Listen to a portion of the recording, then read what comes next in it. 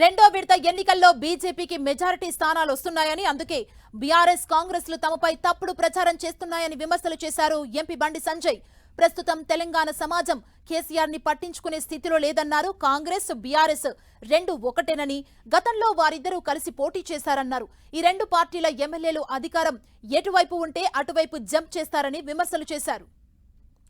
తెలంగాణలో బీజేపీకి అత్యధిక స్థానాలు వస్తున్నాయనే అక్కసుతో తమపై కాంగ్రెస్ బీఆర్ఎస్ విమర్శలు చేస్తున్నాయంటున్న బీజేపీ ఎంపీ బండి సంజయ్ తో మా ప్రతినిధి సతీష్ ఫేస్ టు ఫేస్. కరీంనగర్లో పార్టీ అభ్యర్థులంతా కూడా ముమ్మర ప్రచారాన్ని కొనసాగిస్తున్నారు. ప్రస్తుతం మార్నింగ్ వాక్లో బీజేపీ అభ్యర్థి బండి సంజయ్ మార్నింగ్ వాక్లో ప్రచారం చేస్తున్నారు. ఒకసారి బండి సంజయ్ నాతో ఉన్నారు. ప్రచారం ఎలా కొనసాగుతుంది, అదేవిధంగా ప్రస్తుత రాజకీయ పరిణామాలపై ఎలాంటి వ్యాఖ్యలు చేస్తారో ఒకసారి మాట్లాడించే ప్రయత్నం చేద్దాం. ఎలాంటి అంశాలను ప్రచారాస్త్రాలుగా ప్రజల్లోకి తీసుకెళ్తున్నారు?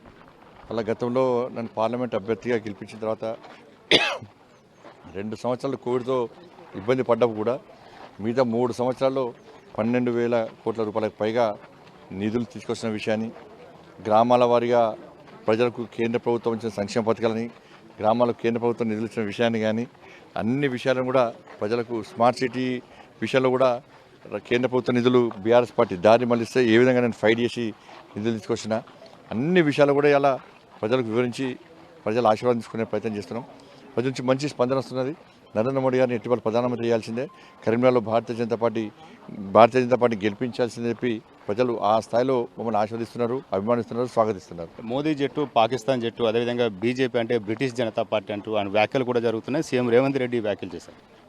ఇప్పుడు భారతీయ జనతా పార్టీ వ్యవస్థాపకుడు అటల్ బిహారీ వాజ్పేయి గారు. అటల్ బిహారీ వాజ్పేయి గారు ఒక గొప్ప దేశభక్తుడు, ఈ దేశం గురించి ఆలోచించే వ్యక్తి, పక్కా ఇండియన్. కాంగ్రెస్ పార్టీ వ్యవస్థాపకులు ఎవరు? ఏవో హ్యూమ్ అనే బ్రిటిష్ ఆయనే.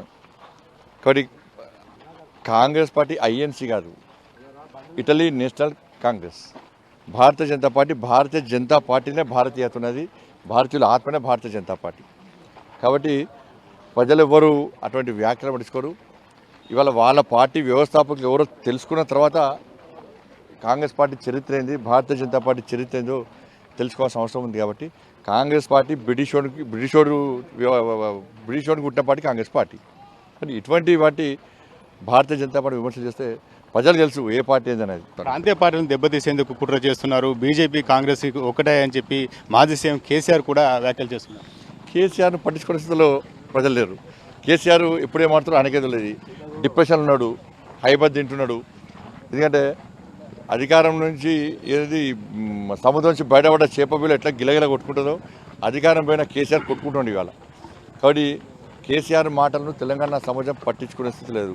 ఇలా బీఆర్ఎస్ కాంగ్రెస్ ఒక్కడంటే బీజేపీ కాంగ్రెస్ అంటే ఒక్కడంటే ఇవ్వాలి నెంబరు. బీఆర్ఎస్ కాంగ్రెస్ ఒకటి. కేంద్రంలో అధికారాన్ని చెలాయించింది వాళ్ళు. కాంగ్రెస్ ప్రభుత్వ హయాంలో కేంద్ర మంత్రిగా ఉన్నది కేసీఆర్.